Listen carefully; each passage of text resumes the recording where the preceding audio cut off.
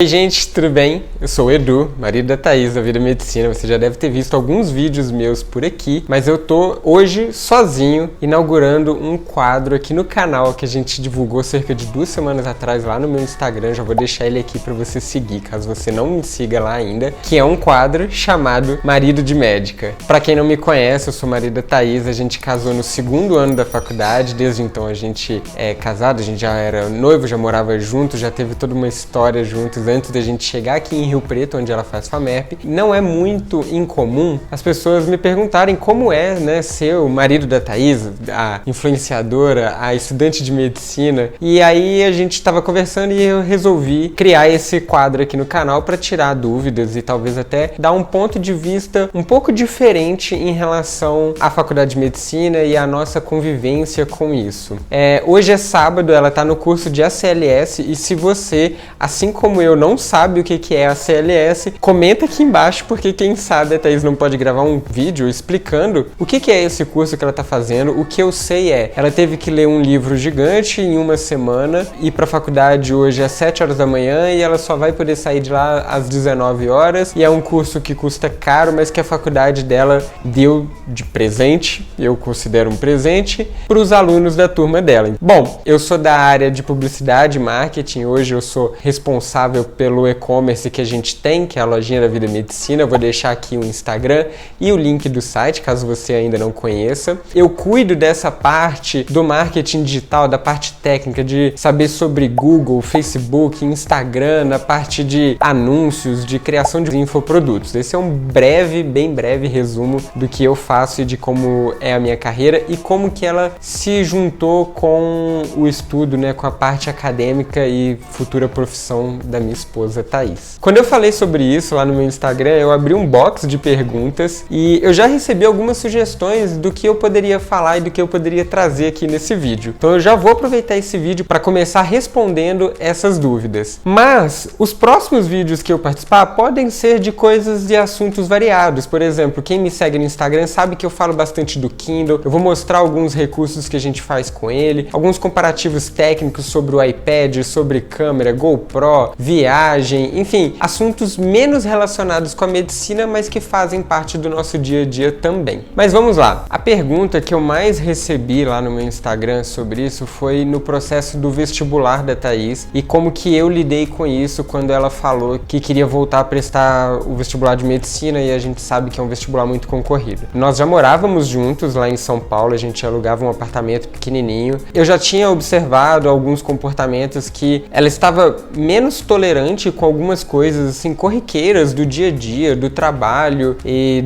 até mesmo do próprio relacionamento entre nós dois, entre ela e os familiares dela, entre outros amigos, porque simplesmente ela estava fazendo uma coisa que ela não gostava. E assim, é muito difícil você lidar com isso e conviver com isso todos os dias.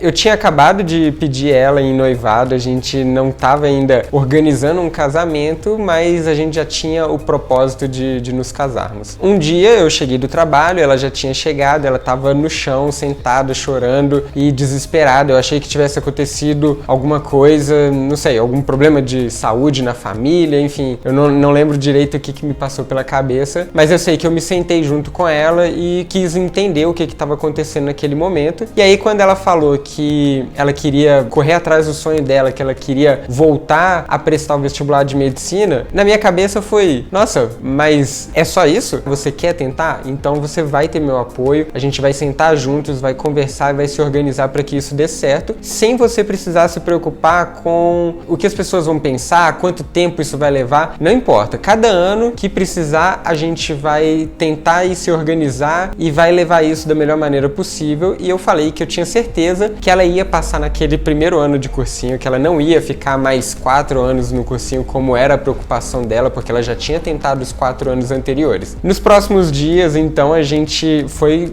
se aprofundando no assunto, olhando as contas, vendo o que estava dentro do nosso alcance, se a gente ia precisar de uma ajuda de alguns familiares, como foi o caso que a gente contou com a ajuda do meu pai no começo, depois a gente contou com a ajuda do tio da Thaís, que também ajudou a gente já quando a gente estava aqui em São José do Rio Preto. Então, assim, eu acredito que essas coisas, elas são muito tangíveis, assim, de alguma forma. São coisas que são facilmente resolvíveis. São coisas que a gente tem que ter calma, tem que ter paciência para poder resolver e enxergar a melhor solução. Quando a gente começou a conversar sobre isso e eu comecei a entender melhor como que foi o contexto que ela prestou vestibular nos outros anos, quando a gente ainda não se conhecia, imediatamente eu já identifiquei um ponto que poderia ser diferente nesse ano de 2014, que eu falei com ela que ela podia prestar o vestibular que ela quisesse, em qualquer lugar do Brasil ou do mundo, que para onde ela fosse, eu iria junto e a gente estaria juntos nessa empreitada. E foi o que aconteceu. A gente veio para Rio Preto, uma cidade que a gente não conhecia, não tinha contatos, e se reorganizou totalmente aqui depois de ter aprovado na Faculdade de Medicina. Eu sei que o processo não é fácil, eu sei que cada um tem um momento de vida diferente, então às vezes algumas pessoas podem não ter condições de fazer um cursinho, ou pode não ter condições de trabalhar e juntar dinheiro para poder se sustentar durante a faculdade, que também foi o nosso caso. A gente está trabalhando em paralelo à faculdade. Esse ano de 2020 é o último ano da faculdade, então ano que vem a gente retoma nossos planos em São Paulo, a gente continua mais ou menos da onde a gente parou, que é ter o nosso cantinho, o nosso apartamento, agora com os bichos, com o Luke, com a Leia, com o Calvin, com a Mel, enfim, com toda a família que a gente está construindo juntos. E pensar nisso no futuro é uma coisa que me faz todo esse processo, desde 2014, no ano de cursinho, no ano da aprovação, nos resultados que saíram, como parte natural desse processo que vai valer a pena quando ele chegar no seu momento tão desejado, que é a formatura. E eu também tenho consciência de que após a formatura, outras coisas virão que também vão exigir companheirismo da gente, também vão exigir organização, também vai exigir planejamento. Então, isso para mim faz parte da vida. Então, eu não vejo isso como uma dificuldade ou como uma barreira, se é que vocês conseguem me entender. Se você está prestando medicina e precisa da ajuda, precisa do apoio de um namorado, de marido, de noivo, enfim, de um amigo ou de familiar, eu acho que pode ser interessante compartilhar esse vídeo com a pessoa para que talvez ela consiga entender que isso é viver, isso é correr atrás dos sonhos. Eu também tenho os meus sonhos, a Thaís tem os dela, e juntos a gente vai conseguindo construir para que nós dois sejamos pessoas felizes na nossa vida. Porque imagina a gente chegar com, sei lá, 60, 70 anos de idade e falar: nossa, eu trabalhei a minha vida inteira com uma coisa que eu não gosto. Hoje eu trabalho com aquilo que eu gosto, com aquilo que eu estudei. E por que ela não poderia fazer o mesmo? Por que ela tinha que ficar no emprego do RH como psicóloga formada, sendo que aquilo não dava felicidade para ela, não trazia felicidade para ela? Então eu acho que esse é o principal ponto de quando você tem uma pessoa que está do seu lado e que precisa passar por um momento para chegar num determinado objetivo, eu acho que o mínimo que a gente deve fazer é apoiar, é ajudar a discutir ideias e encontrar soluções, tá bom? Eu espero que vocês tenham já gostado desse vídeo, desse primeiro vídeo sobre a profissão marido de médica. Espero vocês no próximo vídeo. Não deixa de se inscrever, de gostar, de comentar e saber o que mais você gostaria de ver aqui comigo, sozinho, sem a Thaís dessa vez. Beijo, tchau!